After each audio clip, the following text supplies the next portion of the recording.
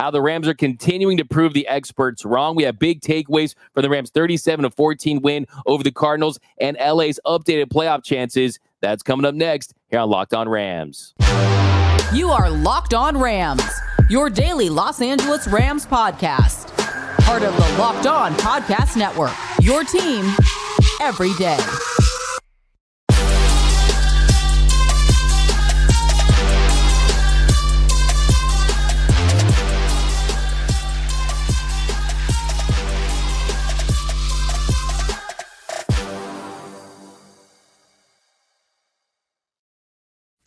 What is up, Ramley? And welcome to another episode of Locked On Rams, your daily podcast covering your Los Angeles Rams. Free and available wherever you get your podcast. Locked On Rams, part of Locked On Podcast Network, your team every day. We're also over on YouTube, so if you haven't yet, be sure to subscribe to the Locked On Rams YouTube channel. Just past 10,000 subscribers, all thanks to you. So if you want to do us a huge favor, join the party, hit that subscribe button, hit that notification bell, hit that like button, and let us know what is your big takeaway from the Rams win over the Cardinals. My name is Doug McKay. My friends call me D-Mac. You can follow me on X and Instagram at DMAC_LA. I've been covering LA sports for over a decade. The Lakers for outside, the Dodgers Nation, the Rams for Locked On. But today I'm joined by, as always, the People's Champ, Mr. Travis Rogers. You can follow him on X at Travis Rogers. Of course, Travis is the Rams pre-half and post-game show host for the Rams flagship radio station, ESPN 710 LA. He's in his 8th season covering your Los Angeles Rams. And we've got a big show today. We've got big takeaways from the Rams win over the Cardinals, 37-14. We've got the updated playoff chances.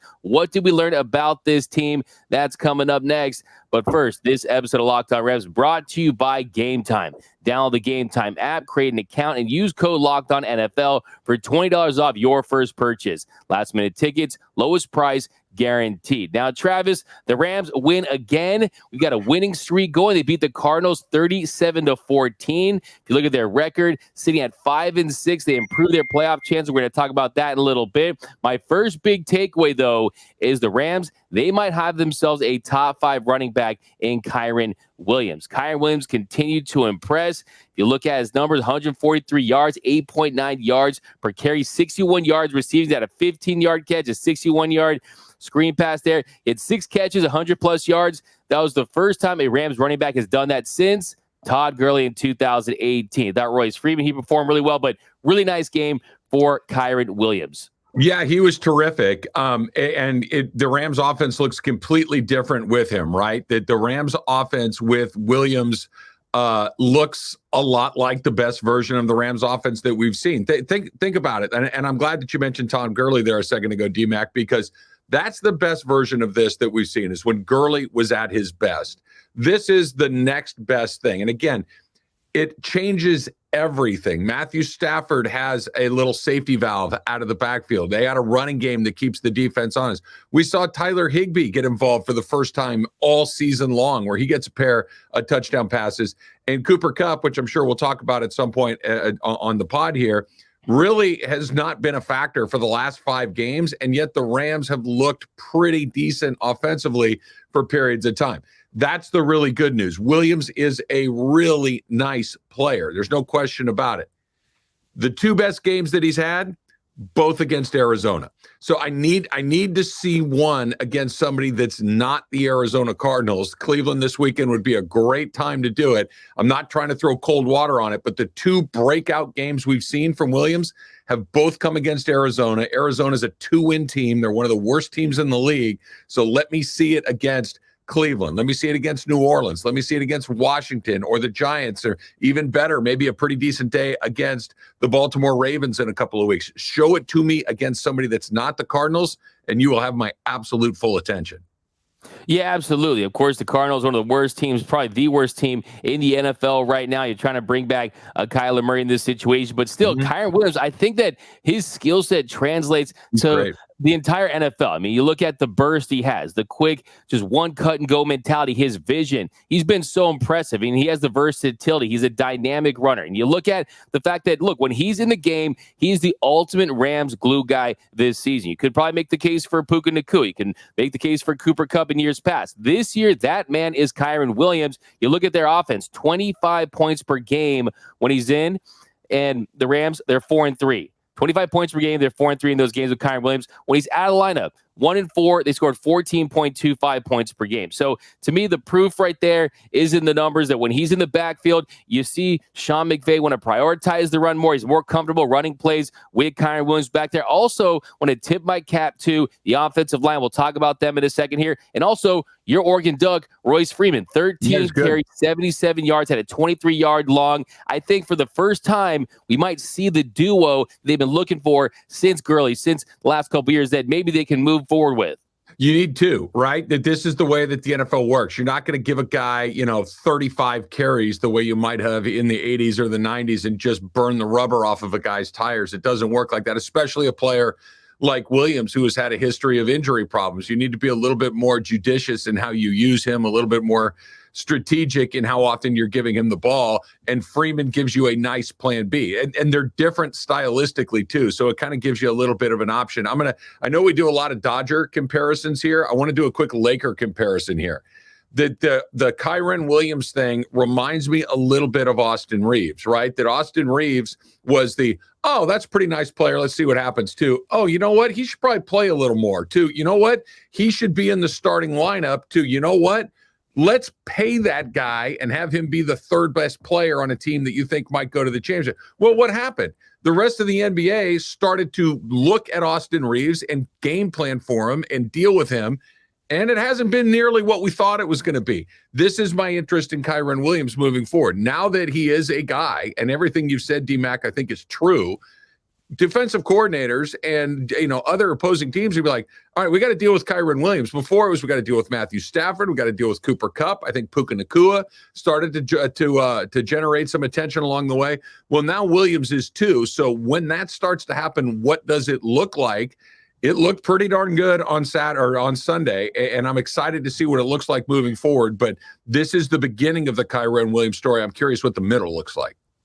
Yeah, it's a really great point right there as far as the Austin Reeves comparison and how, look, when teams can game plan for you, you're scouted like that. They're going to find your weaknesses. They're going to find ways to exploit that. With Kyren, hopefully continues to build on this. I think one thing I was thinking on Sunday was, look, they went all in on trying to get CMC, right? And they're willing to give up those picks and really go all in on that season. Well, look, CMC is a great player. I'm not putting him in his class. Of course, he's done it for a long period of time. But if you can get a CMC Lite or Wish.com CMC or whatever you want to call it, that's something where you can allocate those resources elsewhere and bring in that edge, bring in a left tackle, bring in a cornerback and say, hey, we got our guy. Now, he doesn't have that home run speed, but kind of to go back to our Dodgers, right? Give me Freddie Freeman's doubles versus Kyle Schwarber's home runs, right? Give me a guy who hits doubles and singles and is consistent versus the guys who's going there and swinging for the fences every single time. You saw on the 56-yard run, great block there, just everyone just sealing their guys along the line. Avila, Shelton, really nice block by Kupp on that play, which we'll talk about. But yeah, kind of ran out of gas there late, but still, it's the vision, the quickness. Really love the game. Now,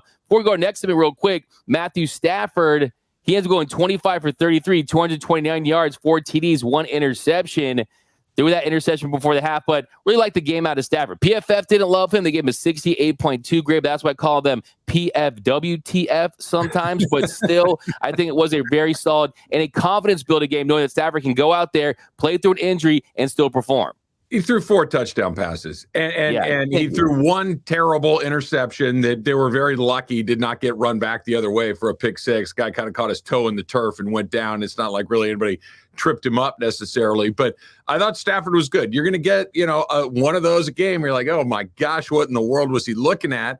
But you're also going to get a guy. Look, I said this last night. I was texting with some buddies watching Monday Night Football. Matthew Stafford, when he watches a game like last night between the Vikings and the Bears, should walk into Stan Kroenke's office and offer to work for $100 million a game. There are no good quarterbacks in this league. There are none. The Rams have one, right? There are maybe 10 guys that are legitimately good at this. Very few are perfect. Maybe Mahomes. Mahomes might be the one guy that you really wouldn't change much about. Maybe Lamar Jackson. There aren't many of them. You have one of them. There are going to be some warts. There's going to be an interception here or there. But Stafford is still the brain, the heartbeat, the spine, and everything else of this team. They go as he goes. And I thought he had a really good day. Maybe the stat people didn't love him, but it a lot. What did he have, D-Mac? Can you measure it? He had time. He had lots and lots of time. And you give that guy some time, he's going to carve you up. And he did. And he still makes those throws to give you goosebumps. The 42-yard vertical to Tutu Atwell, perfectly placed ball there. Yeah, I thought it was a really good game for Matthew Stafford, and really just builds on my confidence that, he wants to go out to compete this year, and that's the most important thing if this team is helping on making the playoffs, which they absolutely are at this point. But coming up on our next segment, more big takeaways, and we've got the updated playoff chances for the Rams coming up next. What do they need to do to get into the playoffs? That's coming up next here on Locked On Rams. So we're getting into that time of year where you're buying gifts for people, right? And you're thinking about it. Maybe you got kids, maybe you got a brother, a dad that loves to go to game, but you've had that frustrating experience trying to get your hands on the right tickets and the good seats, especially if you kind of wait until the last minute. You don't need to worry about it anymore. Game Time. The Game Time app needs to be on your phone. Killer last minute deals, all in prices, views from your seat, and their best price guarantee. The Game Time app takes the guesswork out of buying tickets to your next big event, whether it's a sporting event, whether it's a concert, a comedy show. Maybe you want to go see some theater, take your mom or your sister or your girlfriend, right? You can go do all of those sorts of things, and you don't need to do anything other than put the Game Time app on your phone. They have deals on tickets right up to the start of the event, even an hour after it starts. It is the absolute best place to find your last minute seats. So download the Game Time app, create an account, and use the code LOCKEDONNFL, LOCKEDON NFL, Locked On NFL for $20 off your first purchase. Again, create that Game Time app, Locked On NFL for $20 off. Go put the Game Time app on your phone. Terms apply.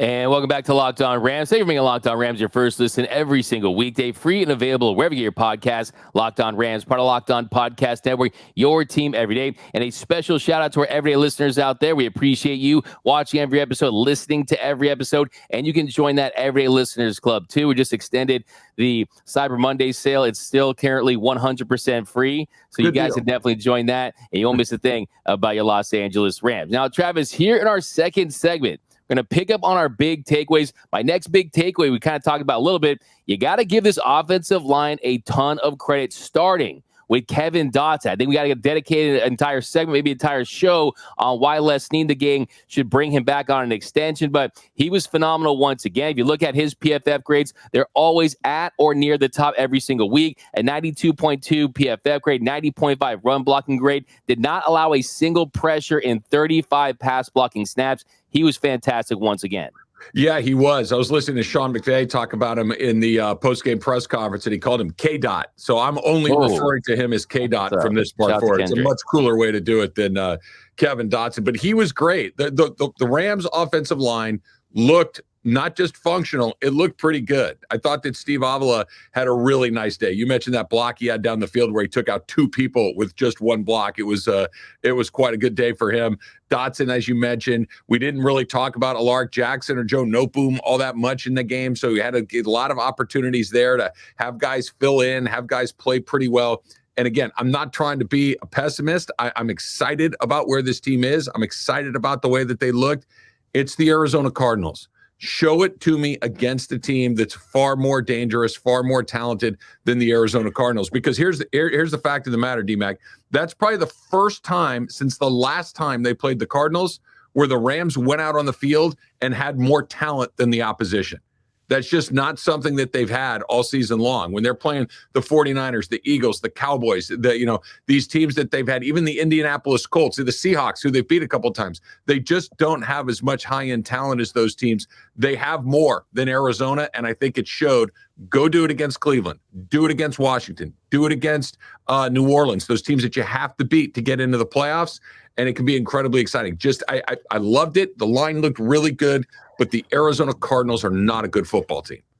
Yeah, absolutely. When it comes to Dotson, of course, calling him K-Dot. Look, they got to give him those money trees. Being a great offensive lineman is in his DNA. It's hard for him to be humble. And when he came to the Rams, this Rams offensive line, they were going to be all right. Of course, they're all Kendrick Lamar songs. I don't know why I had to throw that in there. But yeah, you mentioned Havenstein. You mentioned Alaric Jackson. Only allowed 3 pressures for Jackson, 2 for Havenstein. And you mentioned the most important point that let's put this into perspective and put this into context there is, yes, not a lot of games in the NFL, the 32 teams, when the Rams are matched up player for player, yeah, maybe 1 through 10, you might get close, right? But 10 through 20, then you start to have that conversation. Who's the more talented team? But then it kind of comes back to me as winners win, right? And this is an organization that has won. These coaches have won, and they just can't help themselves. They're very competitive people that want to go out there and prove people wrong and win games. But going back to Kyren Williams, and I think to your point earlier, Kyren Williams, he leads the NFL in average yards before contact at 4.3 yards. No running back in the NFL has more than 4.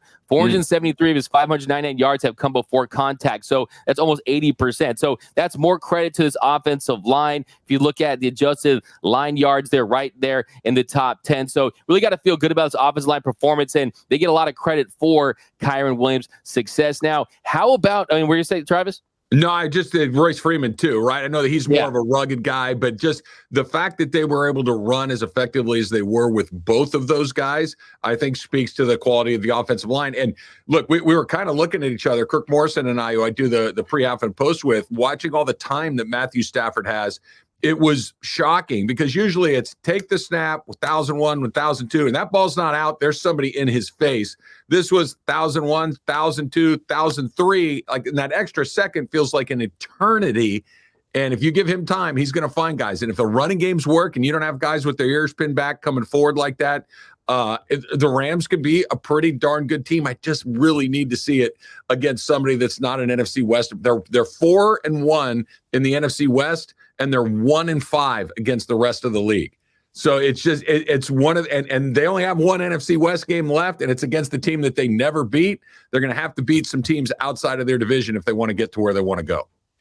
100%. And you can't just feast off the NFC West. And hopefully when you play the Niners at the very end of the season, there's no playoff implications. They're resting starters, and it's a little bit of a gimme game. Hate to go in that with that mentality, but hey, why not, right? But How about the defense, Travis? I mean, Cardinals, they had 75 yards and a touchdown drive on their opening possession. Then it was 3 and out on their next 4, and they had just 54 yards into their last 2 drives of the game when it was already over. The game had been decided at a 34% success rate. I think as a whole, the secondary had their best game really in a long time. I think Jordan Fuller was outstanding. Witherspoon was back to playing like the guy we saw earlier in the year. I think the defense, they continued to be a surprise this season when a lot of people had them as being one of the worst defenses in NFL history. That has not been the case. Kobe Turner stepped up, had his best game as a pro. So I really love what I saw out of this Rams D. Yeah, like you mentioned, Kobe Turner with a pair of sacks along the way. They did a really good job on Kyler Murray outside of that opening drive. And again, broken record time. Everydayers rolling their eyes time, right? It's the Arizona Cardinals. The Rams always play well against the Cardinals. The Rams are 9-0 in their last 9 games in Arizona. Sean McVay's only lost to the Cardinals twice in the 7 years that he's been the head coach of this team. They looked good. They played well. Everything looked really sharp and crisp and excellent. It's Arizona. Show it to me against a team that's not the Arizona Cardinals, and you will have my full attention. But everything that I saw that I loved as much as I did, I kept coming back to, but they always look good against the Cardinals. Show me how you look against somebody that's not that.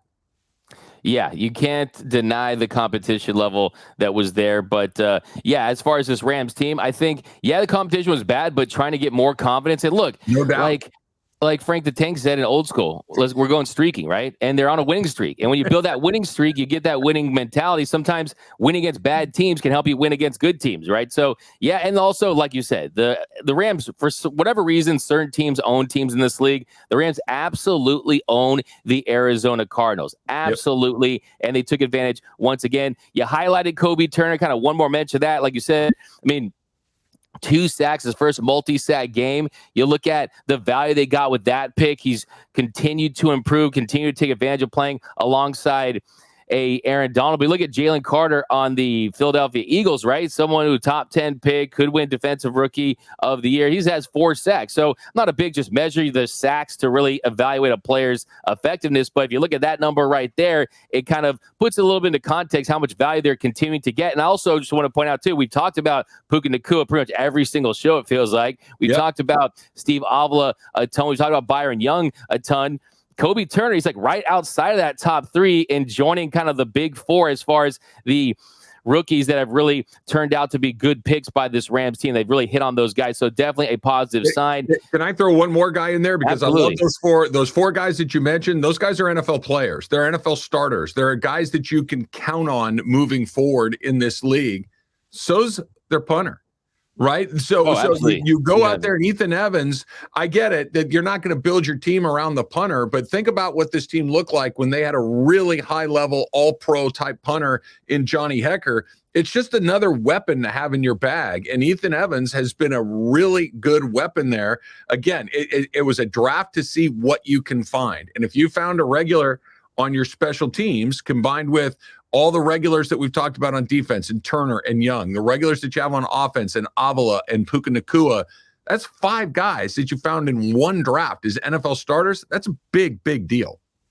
Absolutely. Of course, Ethan Evans out of Wingate, they finished their season going 27-0 against UVA Wise. Finished our season. I say our when I talk about Wingate. Big rivalry. Our Wingate finished at 8-3. They took advantage of the Locked On Rams vibes. And yeah, it's going to be a long off season, but hopefully get some big NIL money. Recruit. Maybe they'll hire Alex Grinch as their coordinator. I don't know. Who knows what they're going to try to do. But coming up in our next segment, we do have some negative takeaways about the win and the Rams' current playoff chances, what they can do to get into the playoffs and where they stand right now. That's coming up next here on Locked On Rams.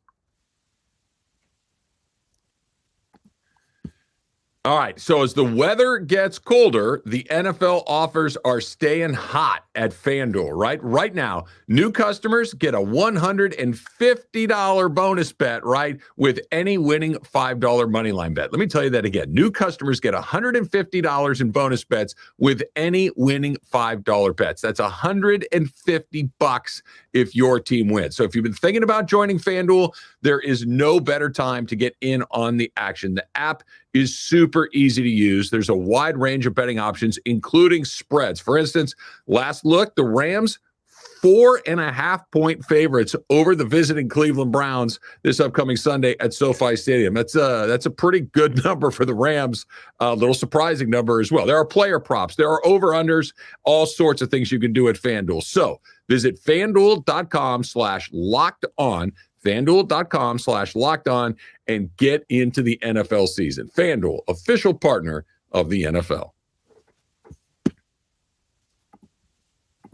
And welcome back to Locked On Rams. Thank you for making Locked On Rams your first listen every single weekday, free and available wherever you get your podcasts. Locked On Rams, part of Locked On Podcast Network, your team every day. Now, Travis, here in our final segment, you just talked about Ethan Evans and how he has such a booming leg. He's going to be the punter of the future. Well, it looks like the Rams still have not found their kicker. Luke Havrisik, he did not look good. He missed a 50-yarder, missed an extra point. It feels like we're almost going to be back to the drawing board at some point. And look, there's not a ton of kickers available out there. So if you do get into the playoffs or in a pressure situation, this could be something that could rear its ugly head later in the year. Yeah, if this were 2 years ago and the Rams were a Super Bowl contender, if this were the first part of the McVay era and you knew that you're going to have high pressure playoff games and maybe, like think of Greg the Leg in New Orleans when they won the NFC Championship. He gave a couple of 50-plus yarders in the fourth quarter and overtime to win those games.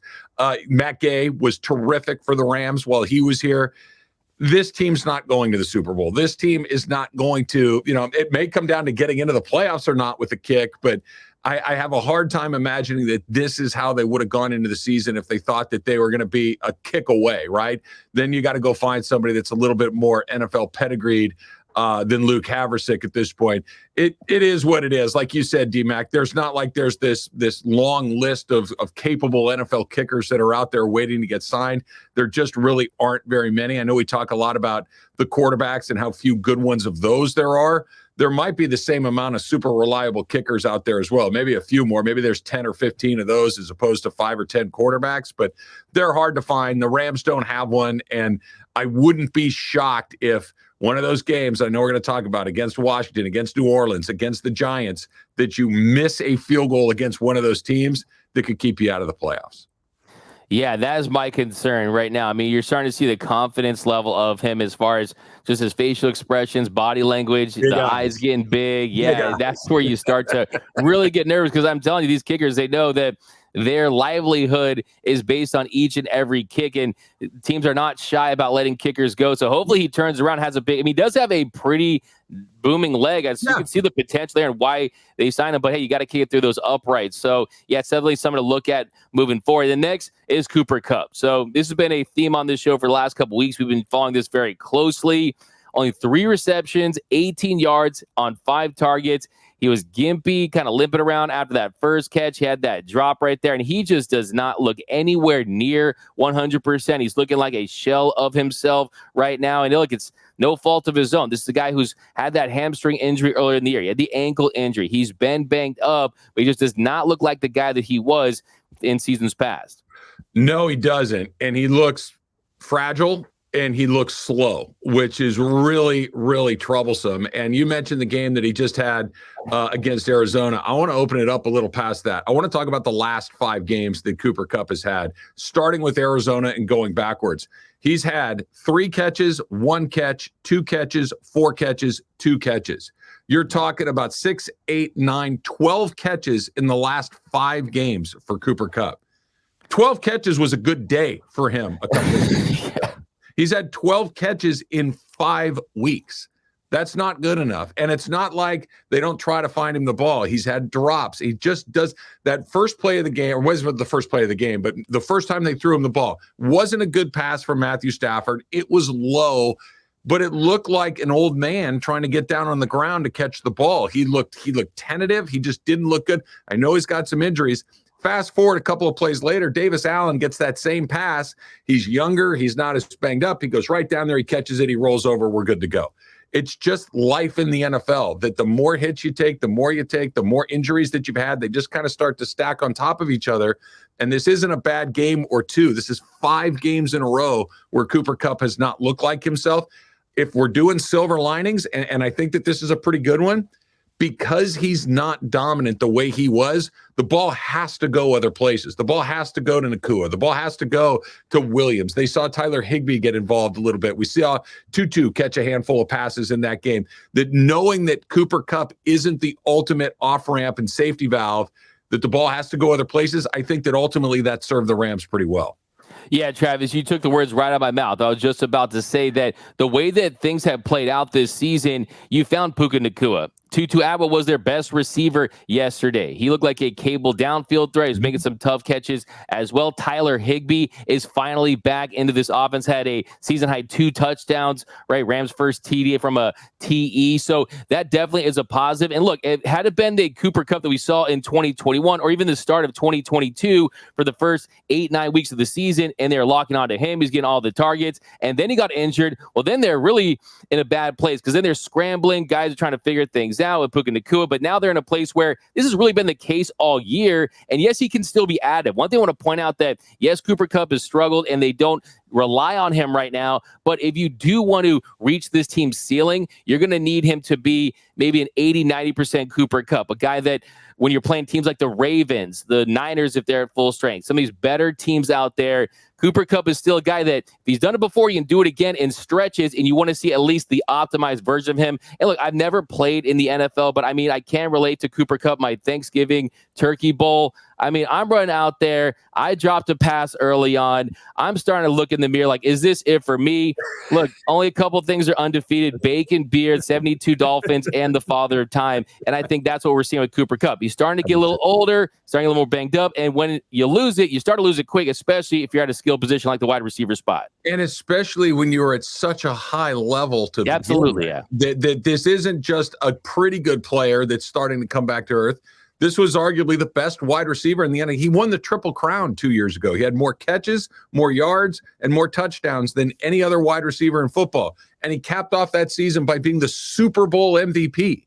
That's about as high of a peak as you're going to have at that position. Now, it's been a pretty nasty decline since then, a lot of it due to injury. But like you mentioned, time is undefeated, and especially at those sorts of positions. This isn't, this is pretty normal for a guy at that position. Get a hop there, and then it starts to come down. And I'm not comparing these like stylistically, but think about a guy like Julio Jones, who was like, okay, this guy's unguardable. And now it's like, wait, why doesn't he ever catch a pass anymore? And it happens fast. And I think it's starting to happen to Cooper Kupp. Hopefully they can get, he can get healthier. He can get, because I know he does the work. He just has not had the impact on games that he's had historically really, quite frankly, over the last season and a half. Yeah, that's kind of my hope right there, is that the fact he's not super speed reliant is that he can still be productive and kind of just reinvent himself in a sense if he has lost a little bit of a step. And I think that, of course, he's not fully healthy. That's really the biggest reason why he's not as good, is because when he first came back, first couple of games, he was really good. Then the ankle really set him back in a big way. Real quickly here, though, playoff chances right now, playoffs, 29% for the Rams. At 29%, Packers beat the Lions. They stayed alive. Of course, the Packers have the tiebreaker because Brett Rippon exists. And then the Falcons, they beat the Saints. And they could face a Browns team that has P.J. Walker and no Myles Garrett. So things are starting to trend in the right direction, continue to trend in a potential playoff appearance for this Rams team if they continue to win. I'll give it to you. I'll give this to you quickly. The Rams could be inside the playoff line as soon as Sunday afternoon. The Seahawks play in Dallas on Thursday. They're likely to lose that game. They hold the tiebreaker over the Seahawks. The Packers are hosting the Kansas City Chiefs, okay, who are coming off of a loss of their they won against the Raiders this weekend, but they have not looked their best like their best football team that they have. If the Chiefs beat the Packers and the Seahawks lose to the Cowboys and the Rams take care of business against the Browns, the Rams are the 7th seed in the West, or excuse me, in the NFC. It could be as soon. The problem isn't beating the Browns, which I think that they're likely to do. I think that this is set up really well for them. They caught a break. But you have to, you have to beat New Orleans, Washington, and New York. You can't afford to lose any of those, because if you do, now you have to beat Baltimore or San Francisco. And they're not going to beat Baltimore or San Francisco. They're just not going to do that. So you have to run the table against those other 3 bad teams in New Orleans, Washington, and New York. And that's the part that scares me. I don't know if a Rams team is good enough to just back pocket wins like that the way that they have in the past. If they win on Sunday, their season turns Sunday, everything is right there in front of them. But it has to happen against Cleveland. Absolutely, Travis. I mean, you're 6-6 after being Cleveland. You got 3 winnable games. Washington, New Orleans at home. That one's going to be a toss-up. I wouldn't be surprised if they lost that. It's a Thursday night, and the Rams are at home, so that's a huge disadvantage for the New Orleans Saints coming in on a short week. So I think that one kind of breaks towards the Rams. I agree with you. It's probably we're not getting flexed out. No, we're inside the window. It's not getting flexed out. It's a marquee matchup, baby. Absolutely. So for the first time in a while, the Rams are catching some breaks, like you mentioned. Myles Garrett had his arm in a sling. P.J. Walker may be your quarterback after DTR took a wicked shot against the Browns. And Amari Cooper left that game as well. So the Browns are dinged up. It's a good time to play them. But you got to beat those 3 bad teams, because if you don't, now you have to do the thing that you probably can't, and that's beat Baltimore or San Francisco. Exactly. In San Francisco, I think it's going to come down to what they're willing to do in that last game. Are they going to sit starters? Look, you saw Michigan. They've turned the tides on Ohio State. At some point, the Rams got to turn the tides on San Francisco 49ers. Maybe it starts with that Week 17 matchup right late in the year. But that's going to do it for this episode of Locked On Rams. My name is Doug McCain. You can follow me on X and Instagram at DMac_LA. And as always, you can follow the People's Champ, Mr. Travis Rogers, at Travis Rogers. And until next time, whose house? It's Locked On Rams house.